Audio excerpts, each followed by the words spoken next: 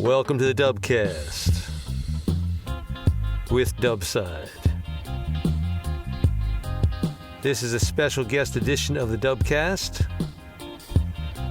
I'm going to be talking to Inuk Silis Hoegh, who is a noted filmmaker and artist in Greenland, and his mother and father are also very distinguished people. I talked to him about some of the films he's done, and I asked him about a piece of, I guess, performance art, you could call it, that he did in 2004. It was called Melting Barricades. And you can actually see a key piece of this. It was a 5-minute video online. It's under www.boundary2.org. Boundary and the number 2, O-R-G. Interesting film. The idea being that the Greenland needs to recruit an army to defend itself, or to I don't know. He'll talk about some more. He also did a film some years after that, a documentary about the band Sumé. And I did a song by Sumé in Dubcast number 41. As documented in the film, Sumé in the 70s was the first Greenlandic rock band to sing in the Greenlandic language, and they were very inspirational and influential in the movement for Greenland self-determination. Back when this movie came out, I bought the DVD. I don't know if they're still printing the DVDs, but if you look around online, I think you can find a way to see this film. It's called Sumé, S-U-M-E, The Sound of a Revolution. I talked to Inuk in July of 2025, and we're in Nuuk, and he took me out into the harbor in his motorboat so we could have a quieter place to interview. Towards the end, you can actually hear the water lapping against the sides of the boat. So this is somewhat under half an hour. All right, so today is the 25th of July. 25th of July, right? It is, yeah. And I'm on a boat in the Nuuk.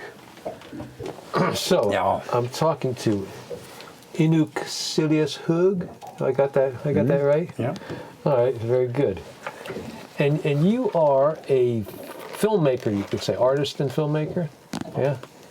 And I know that you come from a very distinguished family lineage with a father who's made books for years and a very successful photographer. Yeah, Right? Inuk Silis. Mm-hmm. Yeah. I met him the first time I came to Greenland in 2004, actually, in Kolkata. And your mother is a very noted artist, but maybe the patron saint of the arts in Greenland, you could say? I don't know about that, but there were a few artists back in the 70s that kind of shaped a new generation of Greenlandic artists in a time where it was very much, we were kind of taking back our identity, and like she was the first to paint like the Mother of the Sea, which is a big deity here in Greenland. All right. And so you've been making films for quite some time, right? Yeah, I went to a film school in England, and I graduated back in '96, and I then worked with films most of the time after that. Okay. But also art, and went to Art Academy also later. So I've been shifting. I'm a bit schizophrenic with the art, so I sometimes make art and sometimes make films, and I get tired of one thing, I could do the other, and But in my latest project, the Greenland, it's a land art film installation. I seem to finally marry the two sides of me into one project. A land installation? It's a land art film installation. Yeah, Okay. it's about a color green invading a landscape in Greenland, and so it's film, a film installation, but it's actions that have taken place out in nature that's captured. Where is this going to be installed? It's right now. It's at the National Gallery of Iceland on exhibition, and it's been exhibited here in Greenland and in Copenhagen last year. All right. So yeah, and I take any invitation to show it elsewhere. All right. Well, I'm familiar with some of your early films. The Silis Hoegh, the short one. Mm-hmm. Yeah. Was that all you're doing, or you were part of that, or how did it was a short film that I wrote and directed. Did, right? Okay. It was my first film. All right. And it was also like the first time. Some say that that we made a Greenlandic film, like the whole team Greenlandic. That's from here. Okay. Our film history is it's not that long. Yeah. Well, I got it's a couple different versions of it. There was a promotional DVD that it was on. So it's used in a couple places, but since it has English subtitles, I can appreciate it. Mm-hmm. But I got to say that the scene where he's standing in front of the refrigerator, I laughed so hard. That's very funny. Thank you. It's a little bit silly, that film, but it's also it's fun to look back at. Yeah. What you've done when you were younger. Yeah. So then you made the one about the band with the Chili Friday guys. Sumé, the sound of a revolution. No. Before that,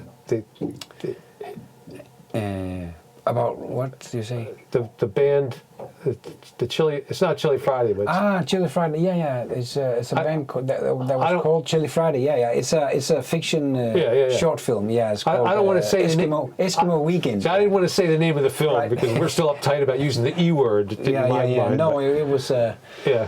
It was in 2000. I think it came out in 2002 or something. Yeah. And it wasn't such a big deal back then, but of course it's on purposely a little bit provocative title because we can call ourselves Eskimos and other people are not really. Well, like in the U.S., controversial. Black folks in the U.S. can use the N-word, but us white people can't say it. So, so you were trying to be a little provocative. Yeah, no, or it's just like a self-ironic, I guess. Okay. Because the people in the film are really copying Western life, really, kind of. Okay. It's you got this like rock star kind of a thing. Rock star kind of thing. It's a little bit of a. I don't know what. I would like to say that it was on purpose that it's kind of have a B movie feel. It's very kind of overly romantic, cliche kind of feel to it. Yeah. But you still had some good touches in there when the scene where the guitar player and Malik, the main guy, are having this argument with the music. It's like a Greenland drum dance kind of a thing, but with rock music. That's a nice mix of like the traditional values with the modern kind of a thing. I thought that was very effective. Yeah, it was fun to make. It was people coming together with the ideas and very improvised, and this is like so it was a modern drum battle. But with guitars. Yeah. So did you have that written out ahead of time, or that just is an idea that kind of evolved as you were doing there was a rough script, and it was about the main idea about a rock band that with a lead that had trouble with love, and then his fight to get back this girl, and then like a twist in a battle inside the band with the other guy in the band about this girl, and it really was supposed to start like a film about Greenlandic rock music. Like a more documentary, and then I was working together with a guy called Jan de Vrede, who's a Belgian guy, and then it evolved into a more of a fiction film about youth culture in Nuuk. So then, like a more of a real documentary became the Sumé film, The Sound of Revolution. Tell me about that. Well, the Sumé is the really kind of a band that's almost like a national band of Greenland, because back in the 70s, early 70s, nobody was singing in Greenlandic rock. There was copying American and European rock, singing in English. Yeah. And Sumé was the first band that made a record where they were singing in political lyrics and poetical lyrics about culture, our culture in Greenlandic. Yeah. But it's not just the lyrics and were so powerful that even when I grew up, we were still kind of 40 years later,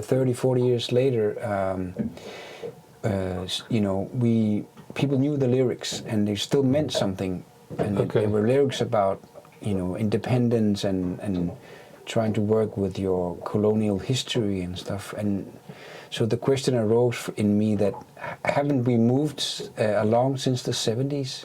The 70s culminated with us getting home rule government. Yeah.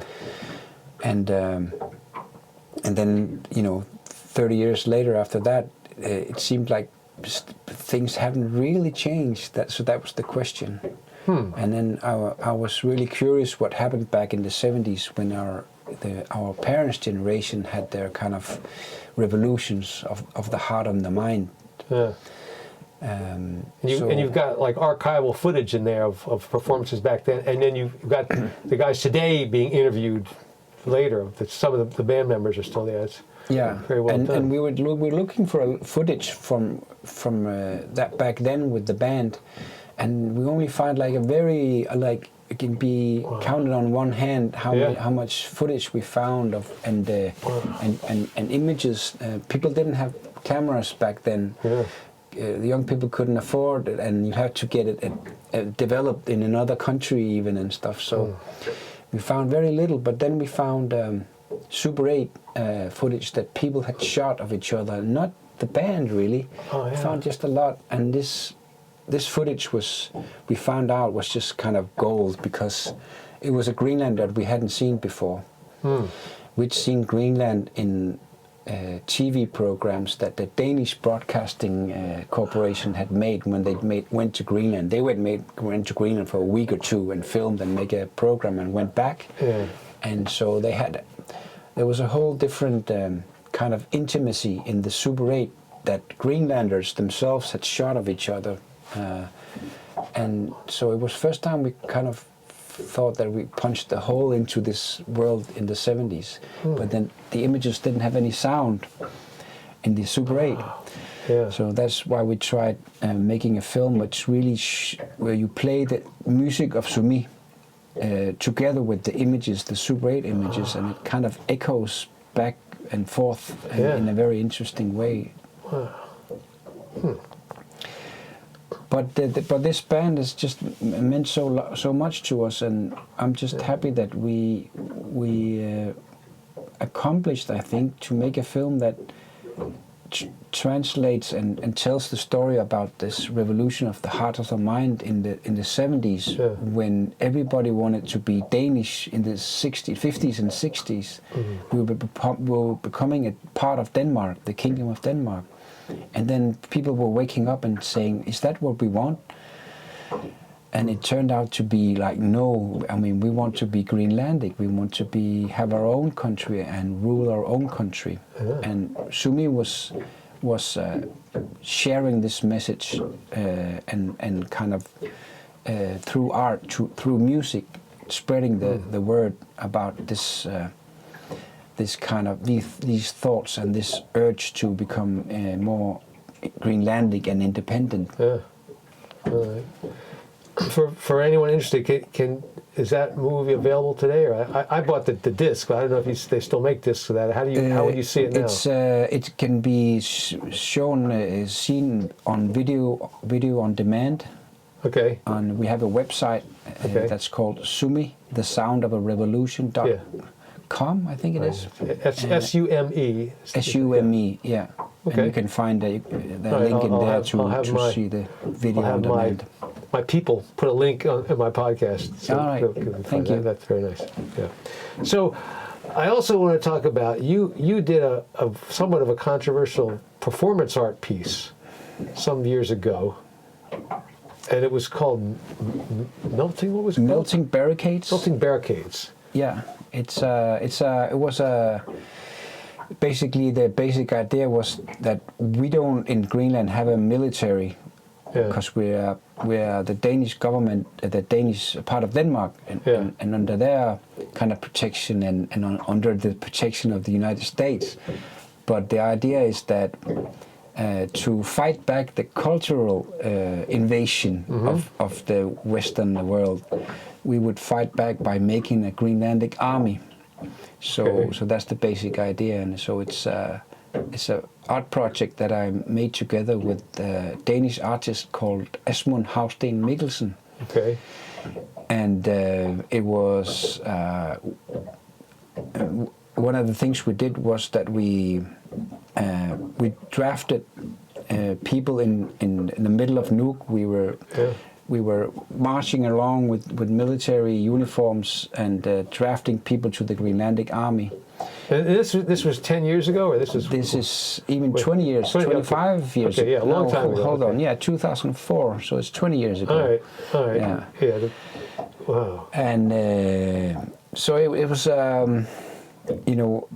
artistic events, and also had an exhibition with video and propaganda art, we had plans for the invasion of the world, so that the Greenlandic army would invade the world to protect ourselves from the cultural invasion.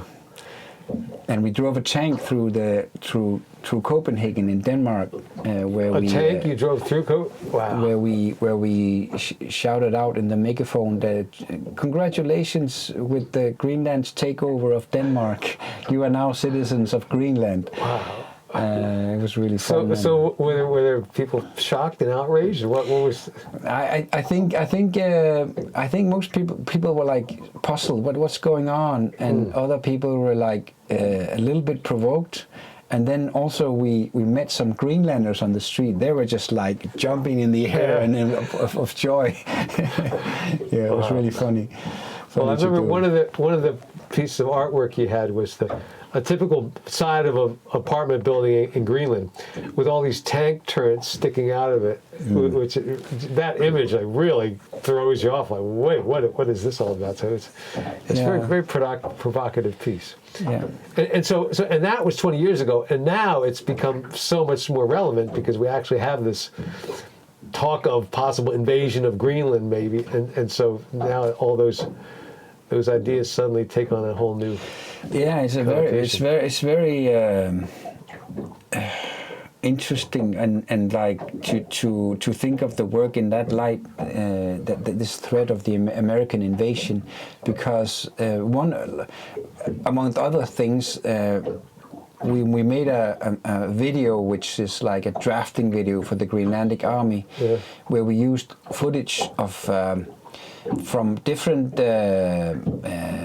propaganda videos and war videos, and amongst it was also American footage from American soldiers. Wow. And also like a poster of, I think it's when the Americans took the island Iwo Jima, this very iconic image of American soldiers raising the flag. Yeah. And we changed that to the Greenlandic flag back then. And it takes on a whole new meaning when you think about what happened in the last months. Yeah. Well, so now there is a Greenland military underway. You're training Greenland. Well, there's in the way that they make something called the Arctic Command is part of the Danish military, and inside there they have made a new program where you voluntarily can educate yourself in the Danish inside a division inside the Danish army that has Greenlandic cadets, what do you call it, Greenlandic Cadets, students. yeah. But we're training, like, you know, using firearms and like a soldier's training. Sure. Yeah, okay. Which has never had. No, it's quite new. Yeah.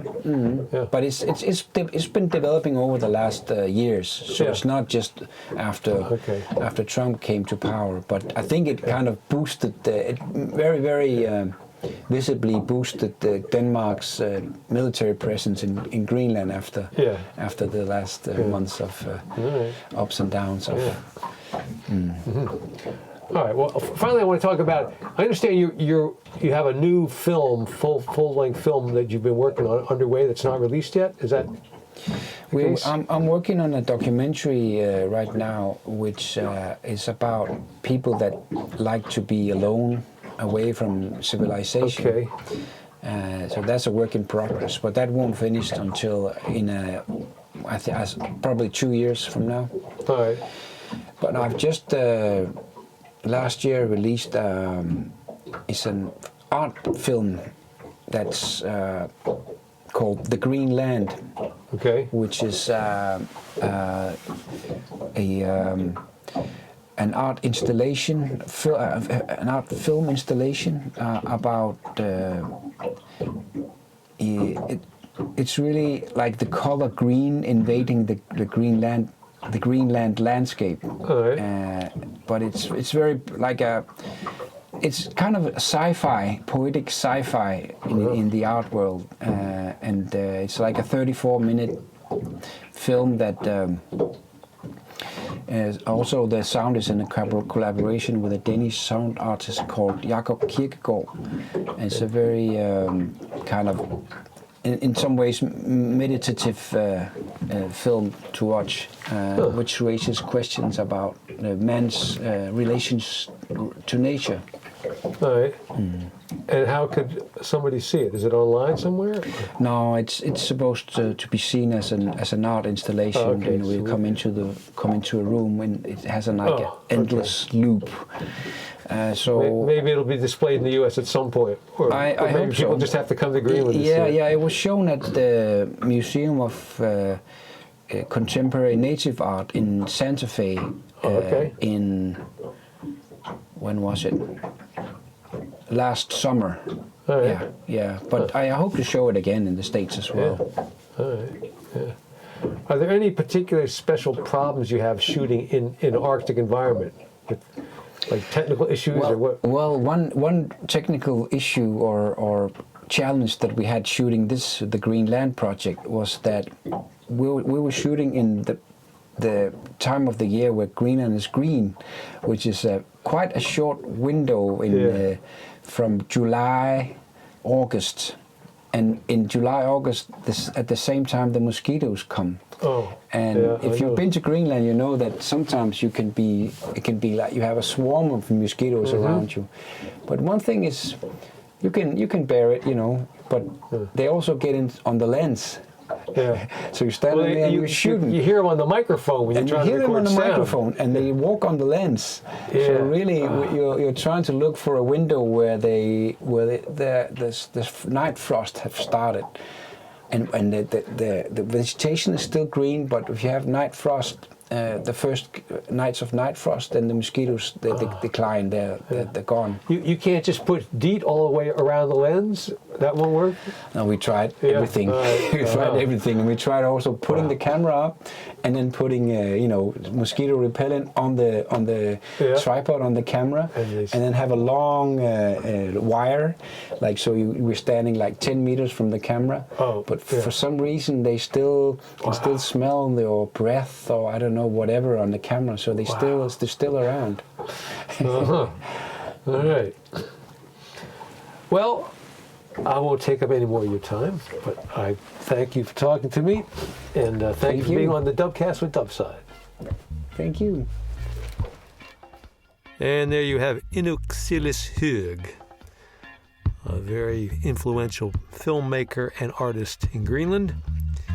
And I'll see if I can have Andrew post links so you can find easily some of his work online. The short film that he did early on that we were laughing about there during the interview, it's called Sinishurit,